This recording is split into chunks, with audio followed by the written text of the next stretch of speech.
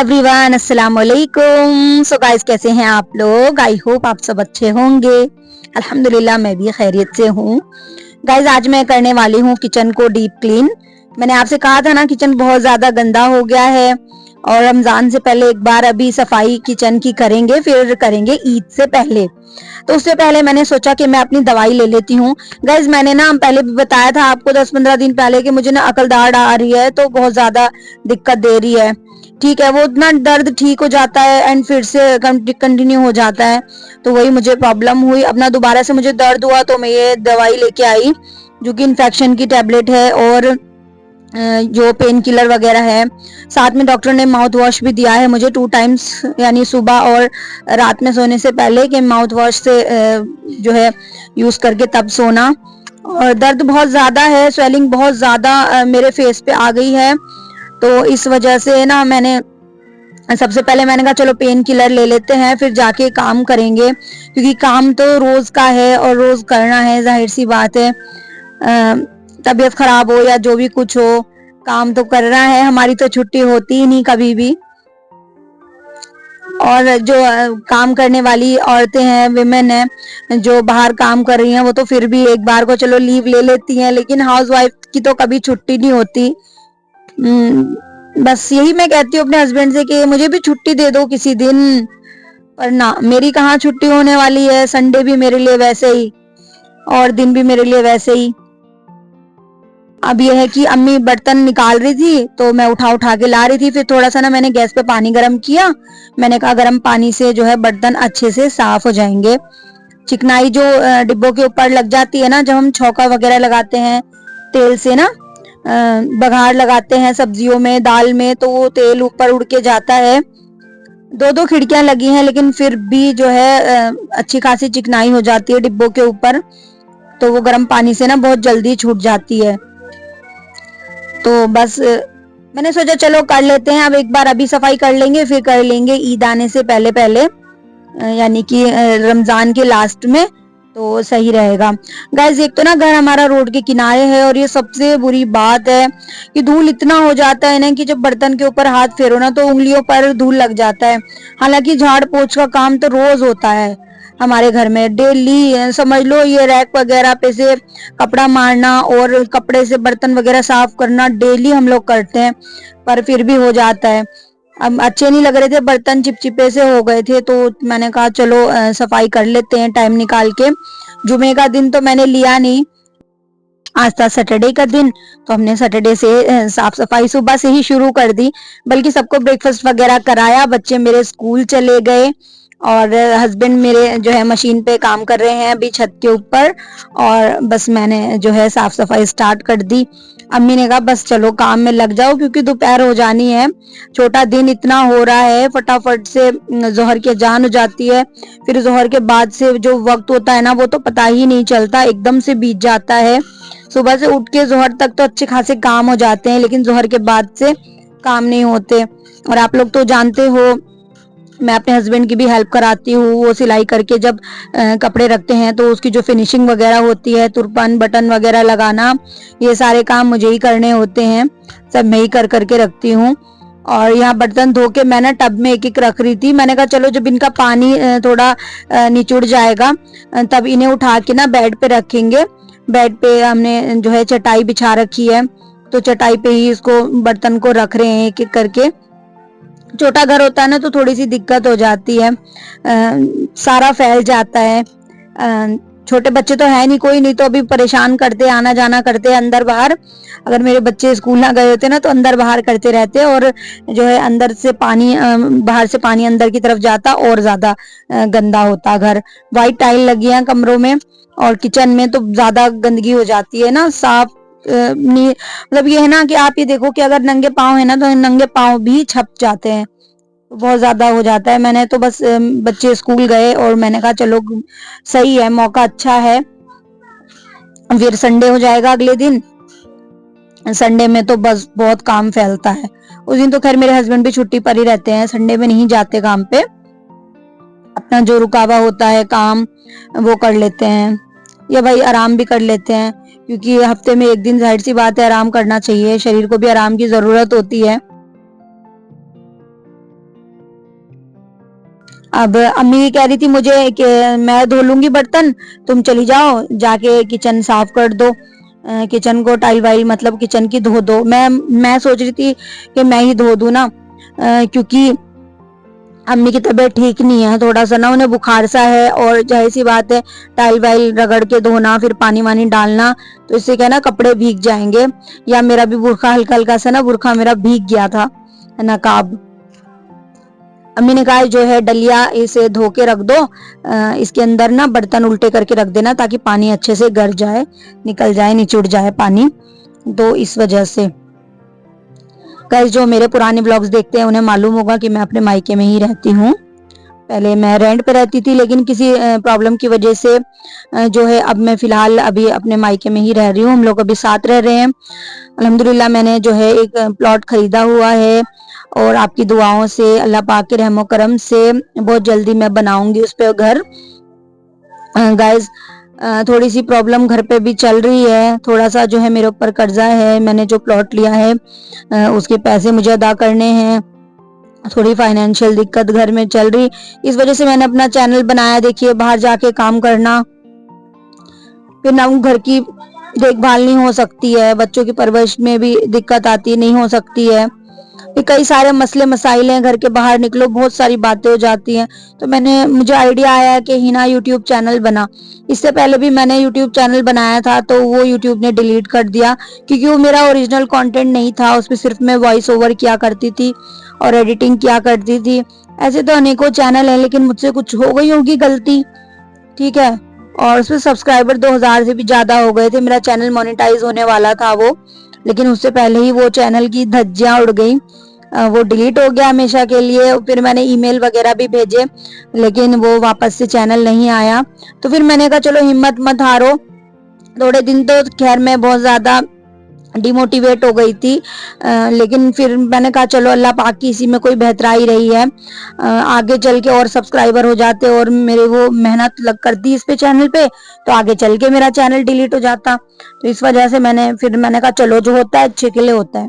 फिर मैंने ना 6-7 महीने बाद हिम्मत बांध के दोबारा से अपना चैनल बनाया, और बिस्मिल्लाह पढ़ी और अल्लाह का नाम लेके मैंने वीडियो डालना शुरू कर दी।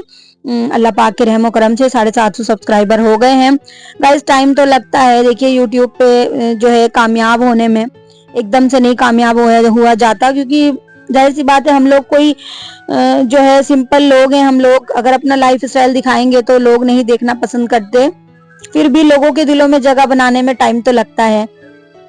इंशाल्लाह मुझे पूरा यकीन है कि एक दिन मैं जो है लोगों के दिलों में अपनी जगह बना लूं, बस यही मुझे उम्मीद है। और मैंने ना सबसे पहले पर्दा हटाया, मैंने कहा ये अड़ंगी लगाएगा काम में, इसको हटाओ, और डब्बे नीचे रखे थे। मैं अम्मी से कह रही थी, मैंने कहा अम्मी डब्बे कम कर लो, इतने सारे डब्बे हैं, लेकिन ना अम्मी कह रही नहीं ये सब किसी ना किसी काम के हैं, मैं नहीं कर रही कम।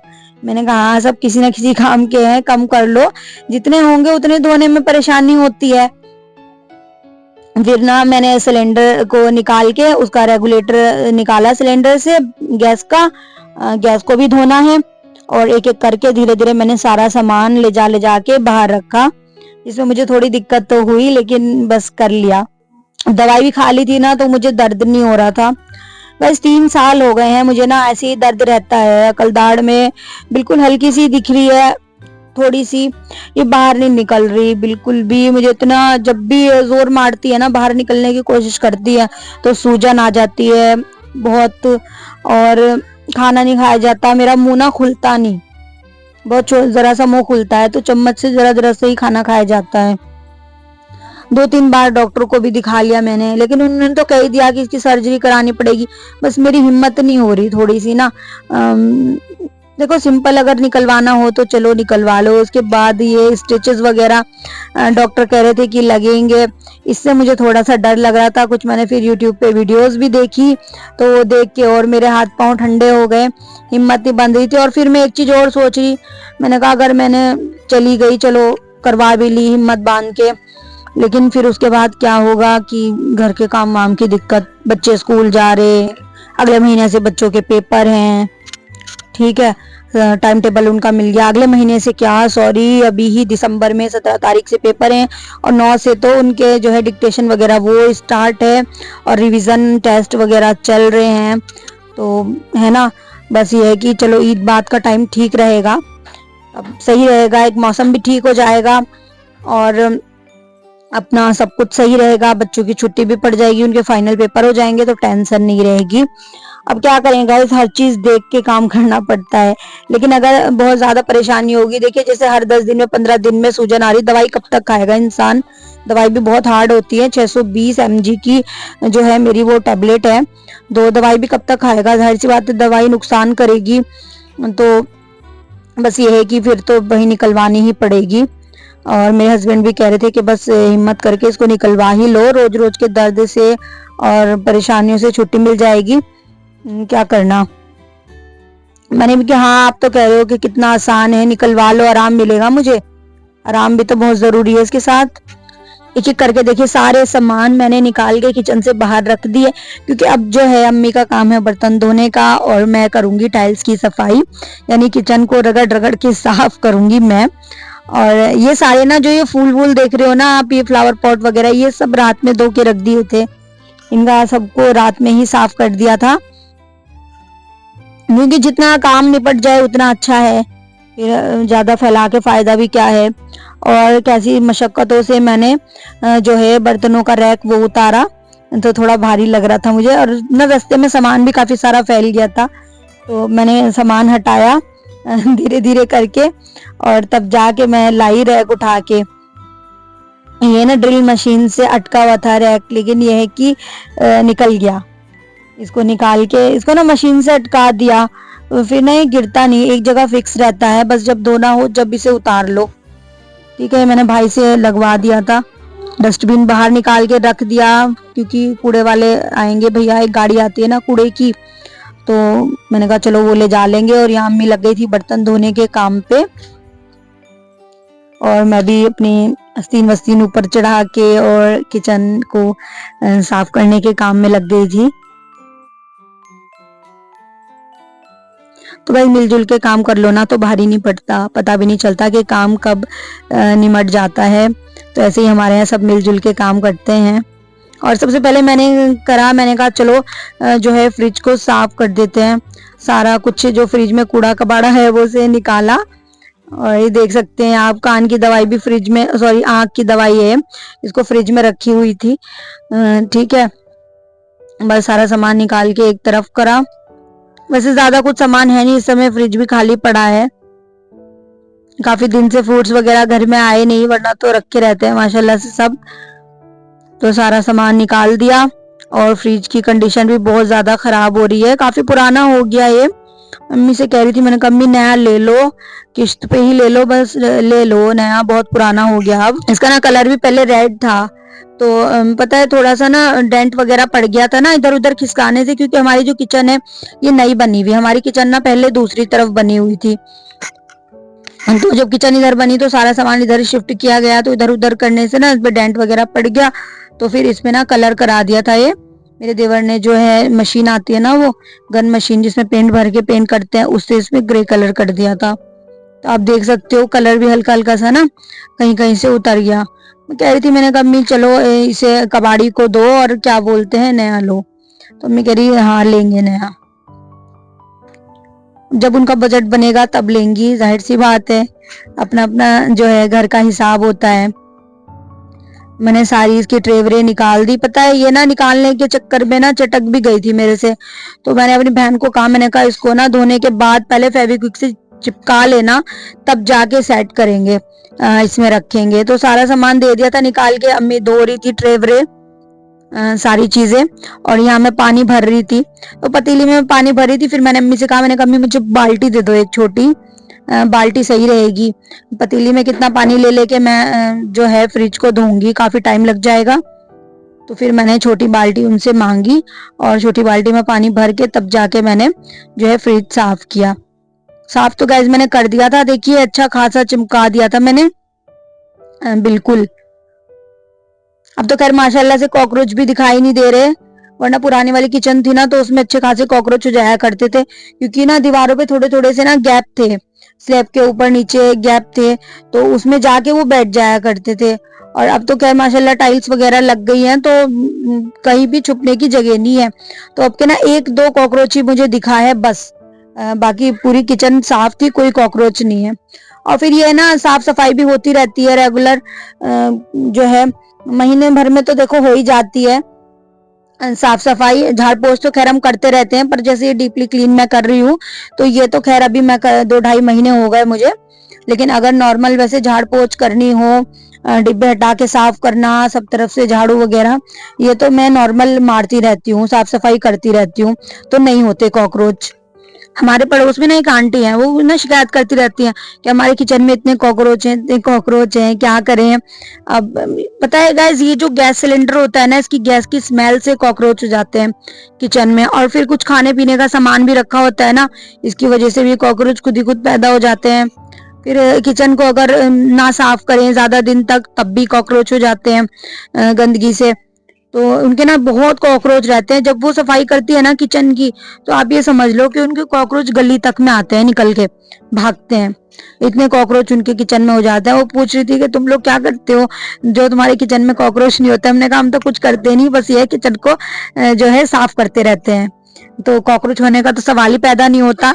एक दो जैसे ही होता है साफ सफाई कर वो मर जाता है, वरना एक दो जहां हुए और अगर ध्यान नहीं दिया तो ये इतने हो जाते हैं, बेशुमार हो जाते हैं। फिर छोटे छोटे से बेइंतहा हो जाते हैं, फिर हर जगह इनकी पॉटी देखने को मिलती है।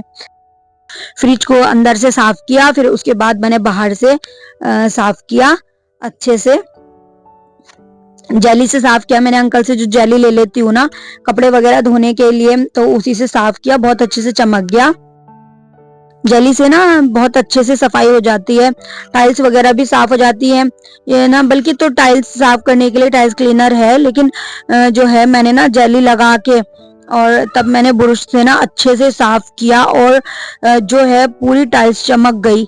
जितनी चिकनाहट थी ना इसमें तेल वगैरह की, वो सब निकल गई और इतने अच्छे से साफ हो गई।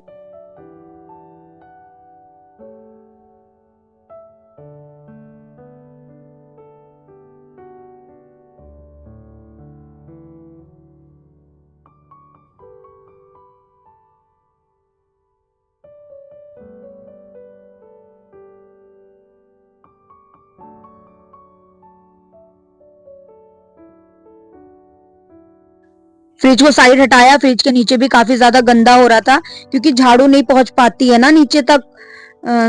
कहाँ रोज रोज फ्रिज खिसका के झाड़ू लगेगी, और नहीं पहुंच पाती है। तो मैंने फ्रिज खिसकाया, उसके नीचे काफी ज्यादा गंदगी थी, तो सबसे पहले उसे ही रगड़ रगड़ के मैंने साफ किया, और साफ करने के बाद फ्रिज को खिसका खिसका के वापस से उसकी जगह पर रख दिया। और ये देख सकते हो आप मैंने कैसे पानी डाला। यहाँ मेरा ना निकाब पूरी तरह से भीग गया था, पूरी तरह से मैं गीली हो गई थी, और ठंड भी हो रही थी। लेकिन काम करो ना तो ठंड नहीं लगती, खाली बैठे रहो तो ठंड लगती है। यही तो चीज है, अगर खाली बैठोगे तो ज्यादा ठंड लगेगी, और काम में लगे रहो, खासकर पानी के काम में बिल्कुल भी ठंड नहीं लग सकती। मैं कपड़े धोती हूँ ठंडे पानी से, चाहे जितनी ठंड हो, पर मुझे ठंड नहीं लगती अल्हम्दुलिल्लाह बिल्कुल भी। और वैसे खाली बैठूंगी ना जिस दिन, उस दिन मुझे ठंड लगेगी। गाइज आप सबसे ना रिक्वेस्ट है कि आप लोग गाइज मेरी वीडियो को ना लाइक किया करें, और शेयर भी किया करें, अपने फ्रेंड सर्कल में शेयर करें, अपने रिलेटिव्स में शेयर करें, और नए हैं तो चैनल को सब्सक्राइब करें, वो भी बेल आइकन के साथ। गाइज सपोर्ट कीजिए, आप सबके सपोर्ट की बहुत ज्यादा जरूरत है। न्यू चैनल है, आप सब जानते हैं, जल्दी से ग्रो नहीं होता, ठीक है। गाइज आप सपोर्ट कीजिए, आप सपोर्ट कीजिए, बाकी अल्लाह पाक की मेहरबानी है, अल्लाह पाक के करम से जो है मेरा चैनल बहुत जल्दी ग्रो हो जाएगा। मुझे बहुत ज़्यादा ज़रूरत है गाइज, बहुत ही ज़्यादा मुझे ज़रूरत है। ज़रूरत के तहत ही मैंने अपना चैनल बनाया है, और अगर आप लोग सपोर्ट करेंगे तो चैनल ग्रो हो जाएगा, और जो कुछ परेशानियां हैं, प्रॉब्लम्स हैं मेरी लाइफ में, आई होप वो भी इंशाल्लाह बहुत जल्द ख़त्म हो जाएंगी, जिस कारण से मैंने चैनल बनाया है।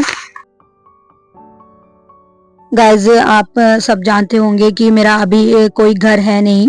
ठीक है, मैं अपनी अम्मी के घर पे रहती हूँ। इससे पहले मैं रेंट पे रहा करती थी, तो थोड़ी प्रॉब्लम हुई, मुश्किलें हुई, इस वजह से मुझे यहाँ पर आना पड़ा रहने के लिए। अब तो खैर अल्हम्दुलिल्लाह एक छोटा सा प्लॉट हमने ले लिया है। अब बस उस पे घर बनाना है। अगर आप लोगों का सपोर्ट रहा, आप लोगों का साथ रहा, आप लोगों की दुआएं रही और अल्लाह पाक का करम रहा, तो गाइस बहुत जल्दी उस पे भी मैं जो है छोटा सा मकान बना लूंगी। बहुत ज़्यादा दिक्कत होती है, जिनके देखिए अपने घर नहीं होते तो बहुत ज़्यादा परेशानी होती है किराए के मकान में रहने में। छोटी छोटी चीज़ों का ध्यान रखना पड़ता है, वो आज़ादी नहीं होती जो हमें अपने घर में मिलती है, खुले से रहना। और तमाम तरह की देखिए मुश्किलात होती हैं, 10 बातें मकान मालिक की भी सुननी पड़ती हैं। ऐसे मत करो, वहां मत रखो, यहाँ मत बैठो, बच्चों को भी ऐसे मत खेलो, वहां मत जाओ, तो ये बहुत सारी दिक्कतें होती हैं। तो बस मैं तो ये दुआ करती हूँ कि अल्लाह पाक किसी को भी देखिए किराए पे ना रहना पड़े, सबका अपना घर हो जाए, सब अपने अपने घर में रहें। बस अपना छोटा सा घर हो, भले ही झोपड़ा हो, लेकिन सुकून होता है कि यार अपना घर है, किसी का नहीं है। और क्योंकि महीना एकदम से घूम कर आ जाता है, 1 महीने का किराया दिया, फिर जस्ट अगला महीना आ जाता है घूम के। और अब तो नए नए ड्रामे स्टार्ट हैं भाई। बिजली का बिल तो था ही था, अब साथ ही साथ पानी का बिल भी दो, बिजली का, पानी का, फिर कमरे का किराया। क्या पैसे जोड़ लेगा इंसान इतनी महंगाई में? पैसे नहीं जोड़ते बिल्कुल भी। फिर बच्चों की फीस स्कूल वालों ने इतना नाक में दम कर रखा है, स्कूल से ही किताबें देंगे, स्कूल से ही नोटबुक भी देंगे। जो नोटबुक बाहर 50-60 रुपए की मिलती है, वो स्कूल वाले 80-90 रुपए की देते हैं। पूरा सेट लेना पड़ता है, वरना तो बुक्स भी नहीं देंगे। नोटबुक भी वहीं से देंगे और बुक्स भी वहीं से देंगे, तो सेट इतना महंगा बना देते हैं, बहुत नाक में दम कर रखा है। बच्चों को पढ़ाना भी अब धीरे धीरे बहुत मुश्किल होता चला जा रहा है। प्राइवेट स्कूल में बहुत बुरा हाल है जो है। और सरकारी का तो आप जानते हो, सरकारी में कहाँ उतनी अच्छी एजुकेशन है। मैं भी गवर्नमेंट स्कूल से पढ़ी हूँ। अगर मैं अपना हाल बताऊं तो जो मेरी इंग्लिश टीचर है ना, आप यकीन नहीं मानोगे, पूरे साल में उन्होंने सिर्फ 2 चैप्टर पढ़ाए थे और एग्जाम में पूरा आया था, पूरा समझ लो पूरी बुक में से आया था। और पढ़ाए सिर्फ इंग्लिश में 2 चैप्टर थे। अब क्या, खुद से सारी मेहनत करनी पड़ती है, ना टीचर कुछ समझाती है ना कुछ। ट्यूशन भी अच्छे खासे महंगे रेट पे अब है। उस समय मेरे टाइम में तो 400-500 रुपए फीस थी ट्यूशन की, लेकिन आज के दौर में तो 1-1 हजार रुपए, 1500-1500 रुपए ट्यूशन की फीस है। तो सरकारी स्कूल का तो ये हाल है कि टीचर पढ़ाती ही नहीं। और धूप निकलेगी तो मैडम धूप सेकेंगी, आधे से ज्यादा वक्त उनका धूप सेकने में निकल जाता है। तो बहुत बुरा हाल है। मैं तो पढ़ रखी हूँ प्राइवेट स्कूल में। ये तो होता है कि चलो टीचर पढ़ा रही है, टाइम दे रही है, और जो है सारे पीरियड्स लग रहे हैं, पढ़ रहे हैं बच्चे, होमवर्क भी मिल रहा है। और गवर्नमेंट स्कूल में, जिस स्कूल से मैं पढ़ी थी, अगर उस स्कूल का हाल बताऊं, बस नाम क्या लूं उस स्कूल का, मैं बदनामी नहीं करना चाहती, पढ़ाई बिल्कुल भी नहीं है। फिर सारा ब्लेम आ जाता है बच्चों के ऊपर कि बच्चे नहीं पढ़ते। बच्चे भी तो जब पढ़ेंगे ना, जब टीचर उन पे ध्यान देगी, टीचर उन्हें रोज पढ़ाए, उसके बाद उन्हें होमवर्क दे, अगले दिन उनका होमवर्क चेक करे, तो बच्चे डरेंगे, पढ़ेंगे। और जाहिर सी बात है, अगर होमवर्क ना हो तो टीचर को पूरा हक है कि बच्चों को पनिशमेंट दे, लेकिन टीचर ध्यान ही नहीं देती बिल्कुल भी, तो फिर बच्चे पढ़ेंगे कहाँ से? तो ऐसे होता था, पता है, 5-6 पीरियड हमारे लगते थे, जिसमें से 2 या 3 पीरियड पढ़ाई होती थी, बाकी सारे पीरियड हमारे फ्री होते थे। अब क्या था, मैं तो खुद से ही पढ़ती थी। मैंने तो 12th में ट्यूशन भी नहीं लगा रखी थी, बल्कि क्योंकि घर की कंडीशन उतनी अच्छी थी नहीं। सब भाई बहन मेरे पढ़ने वाले थे, हम 5 के 5, बल्कि छोटा भाई तो छोटा था, तो उस समय कंडीशन उतनी अच्छी नहीं थी कि मैं ट्यूशन लगा पाऊँ। तो मैं तो खुद ही पढ़ती थी, मॉडल पेपर ले लेती थी, गाइड वगैरह ले ली, और जो है इम्पोर्टेंट जो जो टॉपिक्स हैं वो सारे नोट कर लिए। और जैसे पेपर हो गए ना बच्चों के, तो उनसे उनके क्वेश्चन पेपर ले लिए मैंने पिछले साल वाले बच्चों से, कि उनका क्या क्या आया था क्वेश्चन पेपर में, किस टाइप का पेपर आया था, उससे भी मुझे थोड़ा हिंट मिल जाता था। वो सब ले लिया। उस समय तो देखिए यूट्यूब वगैरह का इतना दौर था नहीं, ठीक है, छोटा सा मेरे पास सेल फोन था, बिल्कुल छोटा वाला, रिलायंस का जो चल रहा था, नोकिया रिलायंस यही चलते थे उस समय, वो था। यूट्यूब का दौर आज है, आज तो इतनी आसानियां हैं, बहुत ज्यादा आसानियां हैं पढ़ाई लिखाई में। कोई भी चीज सीखनी हो, जस्ट से झट से सर्च कर लो और फौरन से जो है हम देख सकते हैं और सीख सकते हैं बहुत ज्यादा। बहुत सारे देखिए जो सम्स वगैरह होते हैं, मैं झूठ क्यों बोलूं, मेरे नहीं समझ में आते तो पहले मैं ना सर्च करके खुद सीखती हूँ, उसके बाद फिर अपने बेटे को मैं सिखाती हूँ और अच्छे से सिखा देती हूँ। मैं ट्यूशन वगैरह नहीं भेजती, ऐसे ही बस मैं घर में बच्चों को पढ़ाती हूँ अपने दोनों को। तो जो चीज़ मुझे नहीं समझ में आती मैं देख लेती हूँ किसी टीचर की वीडियो।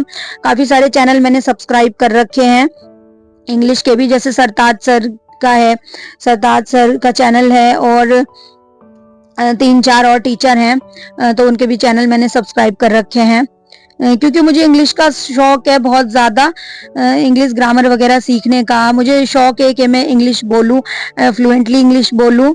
अभी बीच में मैंने बहुत मेहनत की अपनी इंग्लिश बोलने पे, मैंने ना बहुत सारे नोट्स बनाए और सीखा भी, लेकिन अब फिर ना मुझे टाइम नहीं मिला। एक तो ये है ना गाइस, कॉन्वर्सेशन होनी चाहिए। अब स्कूल में जो घर में तो ऐसा पॉसिबल नहीं है, सब लोग हिंदी में बात करें फिर हम इंग्लिश में बात करें, प्रैक्टिस नहीं होती। और फिर लग गई घर के काम काज में, फिर से जो है मेरा आधा अधूरा प्लान हो गया। फिर उसके बाद मैंने यूट्यूब चैनल बना लिया। मैंने कहा यार घर में बहुत दिक्कत आ रही, परेशानी आ रही, आज नहीं तो कल जो है चैनल मेरा ग्रो करेगा इंशाल्लाह। तो मैंने फिर चैनल बना लिया। फिर वो सारी जो मेरी जर्नी थी इंग्लिश सीखना है, वो अभी आधी अधूरी रह गई। कुछ मैं यूं सीख रही थी, मैंने कहा जब मुझे आएगा तो मैं अपने बच्चों को भी पढ़ा पाऊंगी, उन्हें बता पाऊंगी। कई सारी चीजें ऐसी होती है ना जो पूरी इंग्लिश में होती है, फिर वो समझ में नहीं आती, क्योंकि मैं हिंदी मीडियम से पढ़ी हुई हूँ। इस वजह से मैंने फिर इंग्लिश के जो सारे कॉन्सेप्ट्स होते हैं ना वो सारे समझे। और खैर माशाल्लाह से ये है कि मैं वैसे फ्लुएंटली बोल तो नहीं पाती, लेकिन मैं समझ पाती हूँ, और जो है काफी हद तक समझ लेती हूँ मैं कि कौन क्या कह रहा है या क्या लिखा है। न्यूज़पेपर वगैरह भी मैं अब समझने लगी हूँ अच्छे खासे। और मैंने खैर बहुत सारी फ्रेजेस वगैरह याद करी थी। अब तो खैर मेरे भाई ध्यान से धीरे धीरे सब कुछ निकलता चला जा रहा है, क्योंकि बहुत सारी चीजें जब हम करते नहीं है ना तो हम भूल जाते हैं। ऐसी मैंने ना बुनाई वगैरह भी सीखी, जो है मैंने ना नेट पे से स्वेटर बुनने के लिए बहुत अच्छे अच्छे डिजाइन देखे, सीखे और स्वेटर बनाए भी। लेकिन आज अब अगर कोई मुझसे कहे कि बनाना है तो मुझे दोबारा से वीडियो देखनी पड़ेगी, दोबारा से उसको समझना पड़ेगा जब मैं बनाऊंगी। ऐसे मेरे ना जहन से निकल गया बिल्कुल।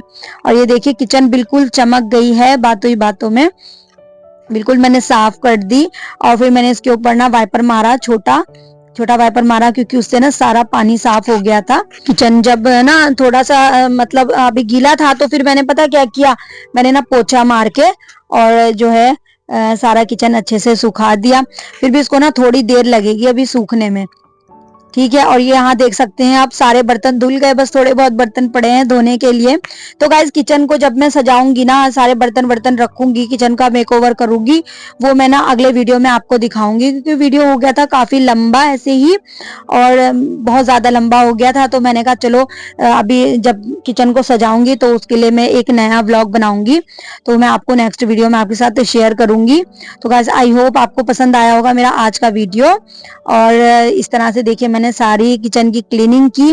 देखने में तो किचन छोटा है, लेकिन जब साफ सफाई में लग जाओ ना तो आधा दिन निकल जाता है ऐसे ही। पर यह है किचन अच्छा खासा माशाल्लाह से चमचमा गया है, साफ हो गया है। तो आप लोग भी सब्सक्राइब करते जाना, नए हैं तो भी बेल आइकन के साथ लाइक कीजिए, शेयर कीजिए, दुआओं में याद रखिए। अस्सलाम वालेकुम, अल्लाह हाफ़िज़।